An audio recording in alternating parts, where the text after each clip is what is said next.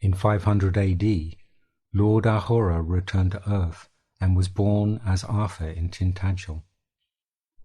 He was brought up knowing he would be King of Wessex when his father King Uther died. At 16, he was beset with strange visions. He beheld a figure clothed in a shroud of white, and in his hand a two-edged sword, which pointed at him. Upon its hilt were blazed sapphires and rubies. Engraved on the hilt were the Latin words, Ad Majorem de Gloriam, for the greater glory of God. He asked Merlin in respect of his vision and its portent, "Know, O king-to-be, that the mighty sword Excalibur is that which can only be lodged in the hand of a God-chosen man. It can only rest in the palm of one who is of white purity, and only he who vows eternal fealty to God can pluck it from its resting place." On the night of Arthur's father passing to full life, he heard a voice. "Rise, Arthur, and go thy way to the great mere of Avalon. There you will find your destiny." So he arose, and with his friend Piers de Tullemaine they arrived in the glassy waters of the mere, bordered by kingly oaks. Arthur entered in the woods to pray, while Piers waited in a woodland hut. And from the silence came a mighty voice. "Behold, my son, the guardian of Excalibur, the mighty twin sword to that of thy solar brother Michael. Behold it." Arthur opened his eyes, and there did stand the figure clothed in white, with whom his eyes were familiar. "I will cast Excalibur forth, Arthur, and you will mark its resting place. Then you will gather all who consider claim upon the kingship of Wessex, and he who can pluck it from his bed is he that shall rule." Thus spoke the spirit, Aghasand his name. Then raising it above his head, did he whirl it mightily, and cast it from him.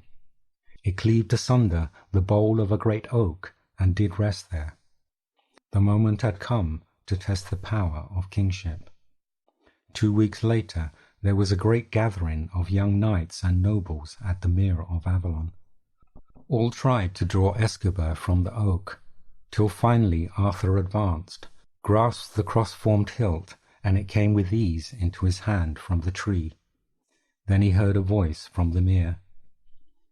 "Arthur, beloved, thou hast been proven king. Take Excalibur and swear upon its holy blade to do good with it, to redress wrongs, and to fend weakness.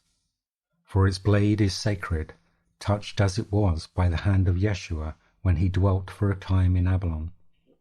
For Arthur, this sword was ever kept in preserved sanctity by the Amarathian Josephus in the church hide at Avalon, brought by him from a man in Palestine, and much esteemed by metal workers for its great beauty. Josephus did bring it with him to our shores twice, first time when the boy was with him, and the second after the murder of the beloved. Guard it well, my son, and when thou hast passed the spirit, cast it wheeling back into the mere, for none other must possess it." Arthur was crowned king at the great temple in Caerleon. His days were full, and the years passed in full endeavour to prosper his country, and stem the tides of savage hordes of heathens pillaging the land. For many were the battles he waged in compulsion, yet his soul loathed battle, and ever sought peace and godliness. It was his intention as king to raise the youth to a hitherto undreamt state of chivalry, to enable them to reverence women and secure the downtrodden, but above all to serve their God and honour their king and the vows made to him. Fully aware was Arthur of the Grail, as it was him who put it there 1200 years before. Often did Arthur pay a visit to Avalon, to sit in homage on the spot where lies the beloved Grail. When Arthur was fatally wounded in the final battle against the Saxons, Benevere carried him by boat to Avalon. The good monks tended him for 3 days, and then he did pass back to God at 48 years of age.